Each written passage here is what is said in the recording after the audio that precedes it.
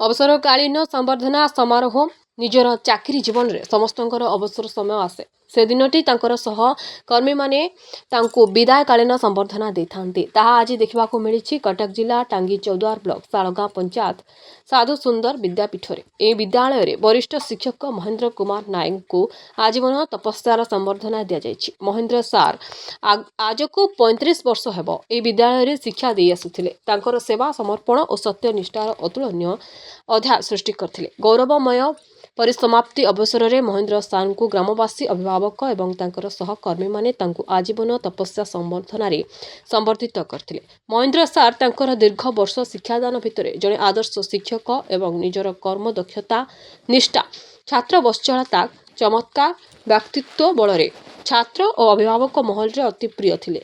तांकर अवसरकालीन विदाय संबर्धना समय अत्यंत शोकाकुल परिवेश देखा जायथिला। ए संबर्धना सभा रे पूर्वतन सीआरसी प्रभाकर प्रधान, ब्लॉक उपाध्यक्षा सुप्रिया जेठी, सीआरसी अंचलर बहु बुद्धिजीवी, शिक्षक शिक्षयित्री, पूर्वतन छात्र छात्री उपस्थित थिले। महेंद्र कुमार नायक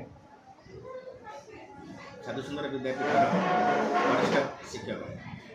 सर कौन कह आज अवसर नेले एने कौन वार्ता रखी?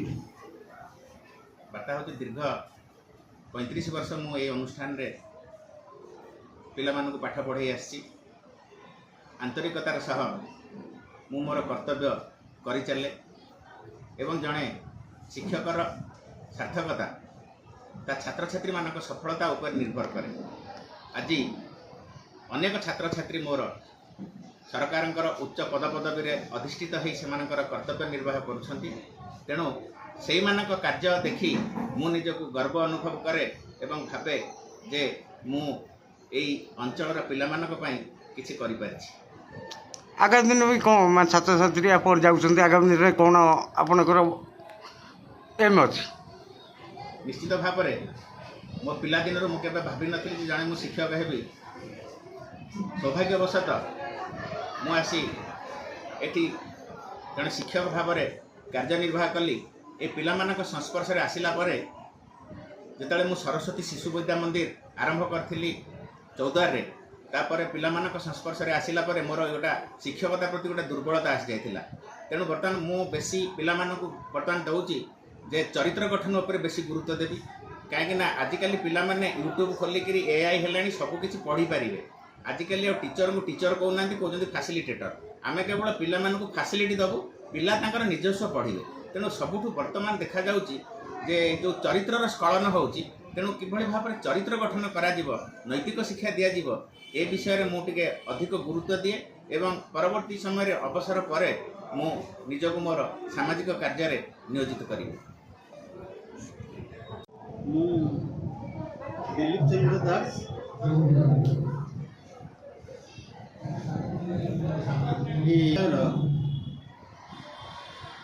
जड़े पुरातन छात्र, वरिष्ठ पुरातन छात्र आउ स्कूल सहित पिलाटी दिन मु ओतप्रोत भाव में जड़ित। तेणु ये स्कूल जड़ित थिला अवस्था स्कूल टाक एक आपणार बोली भावे।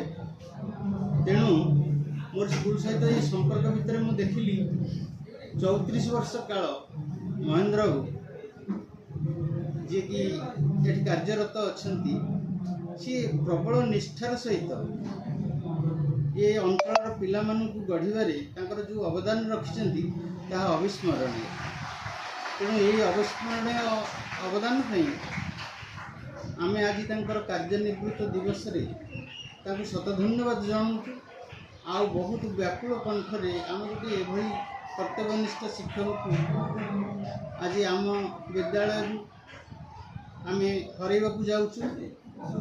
आसबे अनेक आसबे किंतु एभली जने कर्तव्यनिष्ठ आम अंचल को बहुत शिक्षित पिला जी सृष्टि कर आम अंचल को दान कर पिला माने से माने आमर आज उज्जवल नक्षत्र भाया ये अंचल को बहुत उज्जवल दीप्त करेंगे एवं एथिरे महेंद्र को अवदान अविस्मरणीय ही रहा।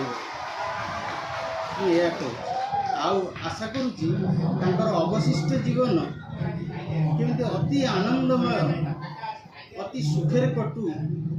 ମୁଁ ଜଣେ ବୟସ୍କ ଲୋକ ହିସାବରେ ତାଙ୍କୁ ବହୁତ କୋଟି କୋଟି ଆଶୀର୍ବାଦ କରୁଛି।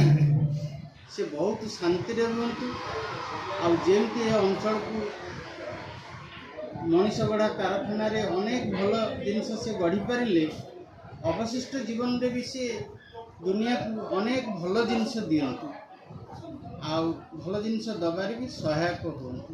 ତାଙ୍କ ଜୀବନ ସୁଖମୟ ହେଉ, ମୁଁ ଏତିକି ଆଶୀର୍ବାଦ କରୁଛି। ମୁଁ ହେଉଛି ପ୍ରଭାକର ପ୍ରଧାନ, ଭୁଟାଡ଼ ସିଆରସିସି। ସାର୍ କ'ଣ ନାୟକ ଦୀର୍ଘ 35 ବର୍ଷ ଏହି ସାଧୁସୁନ୍ଦର ବିଦ୍ୟାପୀଠରେ ଶିକ୍ଷକତା କରି ଆଜି ତାଙ୍କ ସରକାରୀ ନିୟମ ଅନୁସାରେ କାର୍ଯ୍ୟରୁ ଅବସର ନେଉଛନ୍ତି। ସେ ତାଙ୍କ ଜୀବନରେ କର୍ତ୍ତବ୍ୟ କରି ନିଷ୍ଠାର ସହିତ ବହୁତ ଭଲ ପିଲାଙ୍କୁ ସେ ମଣିଷ କରିଛନ୍ତି, ଯେଉଁମାନେ ଯାଇ ଦେଶ ବିଦେଶରେ ବି ବିଭିନ୍ନ ଉଚ୍ଚ ପଦପଦବୀରେ ଅଧିଷ୍ଠିତ ହେଉଛନ୍ତି। ଆଉ ଆମର এটা ଭାଗ୍ୟବାଚକ, ଆମର ଶିକ୍ଷା ଭାଗ୍ୟକାଶରୁ ଏକ ମାନେ ଜ୍ୟୋତିଷ ଲିଭିଗଲା ବୋଲି କହିଲେ ଅତ୍ୟୁକ୍ତି ହେବ ନାହିଁ। ସେଭଳିଆ ଶିକ୍ଷକ ମିଳିବା କଷ୍ଟକର। ଏଭଳି ନାଇଁ, ଶିକ୍ଷକ ନିଶ୍ଚୟ ଆସିବେ, କିନ୍ତୁ ମହେନ୍ଦ୍ର ନାୟକ ଭଳିଆ ଶିକ୍ଷକ ଆସିବେ ବୋଲି ଆମେ ତ ବିଶ୍ୱାସ କରିପାରୁ।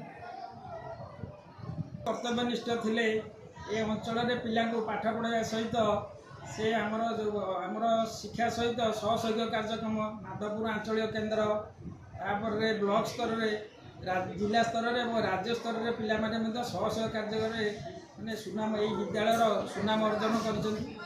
ଶିକ୍ଷକ ନିଶ୍ଚୟ ଆସିବେ, ଶିକ୍ଷାନୁଷ୍ଠାନ ଅଛି, ଶିକ୍ଷକ ଆସିବେ, କିନ୍ତୁ ସେଭଳି ଶିକ୍ଷକ ନାଇଁ ଆମର ମାନେ ବିଶ୍ୱାସ ନେଇ ଆସିଲା ଭଳିଆ। ନାଇଁ, ଏ ଅଞ୍ଚଳବାସୀ ଆମେ ଜଣେ ଭଲ ଉତ୍ତମ କର୍ତ୍ତବ୍ୟନିଷ୍ଠ ଶିକ୍ଷକକୁ ହରାଇଲୁ। ଏ ସାଧୁସୁନ୍ଦର ବିଦ୍ୟାପୀଠ ଆମେ ହରାଇଲା।